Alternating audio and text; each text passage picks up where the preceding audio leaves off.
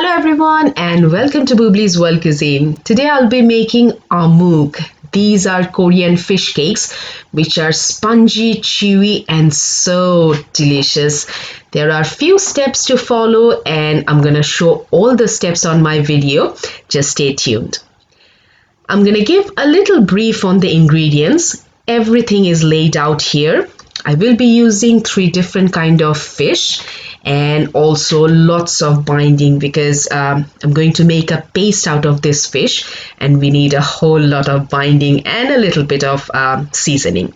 Let's get started. I will be using 3 different kind of fishes. So I have cod here, some squid and some prawns. Let's prepare the onion.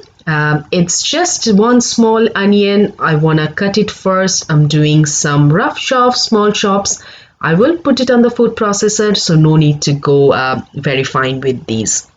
Onions are done. Let me prepare my food processor. I'm going to put the blade here so that it's ready for me because I'm going to start cutting my fish. First, I'm cutting cod. I have 1 piece of cod here and I'm just doing rough chops. Now, it doesn't necessarily need to be cod. You can use any white fish of your preference. Next is shrimps. And first, I want to devein it. So I'm just giving a small cut to take out this black vein. This is the waste part, so you want to remove that. Now, shrimps give a spongy texture and taste to the fish cakes. Just doing some rough chops and then it's done.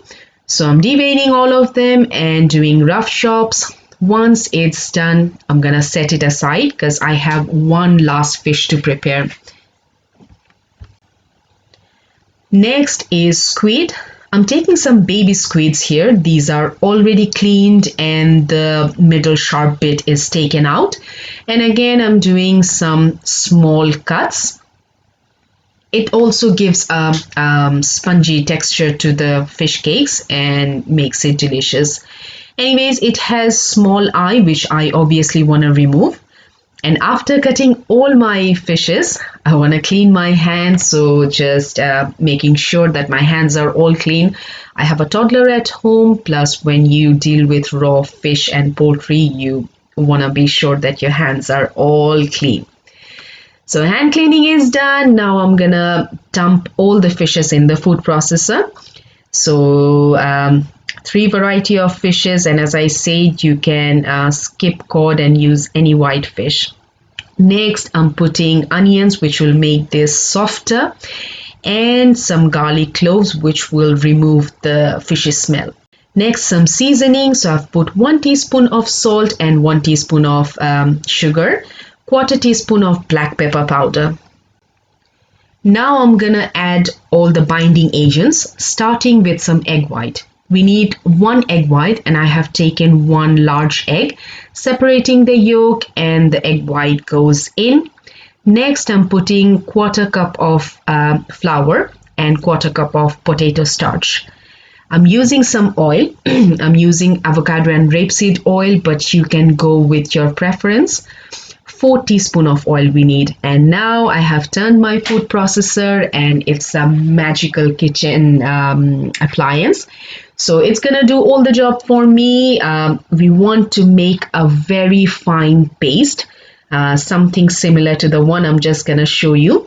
So it's gonna be sticky, it's gonna be very gooey, but that's what we want. Make sure there are no lumps here. Now it's time to remove fish paste from here to a bowl. So let's transfer it, and as I said, it's gonna be very sticky, so you probably will need a spoon to remove it. Let's transfer all of these. Prepping is all done. Moving to the stove. In a pan, I'm putting oil, and you need a lot of it because we are going to deep fry it. Again, oil is your preference. I'm just using sunflower oil, but you can go with your choice. Once oil is heated enough, you need a spoon, flat spoon like this, and you want to brush it with hot oil from the pan. It's very important that you cover all corners of this spoon that you're going to be using. Next, I'm taking a dollop of this beautiful white fish paste and I'm gonna put it on this spoon. Because it's sticky, that's why we put a little bit of hot oil on the spoon so that it doesn't stick to the spoon. I mean, we want it to stick to the spoon, but not all the way. Anyways, I'm just showing it on the video. I don't know how to describe it. I'm trying to flatten it as much as possible and also trying to get rid of the empty space. So all fish paste goes in, a dollop of it, and next you want to take a sharp knife.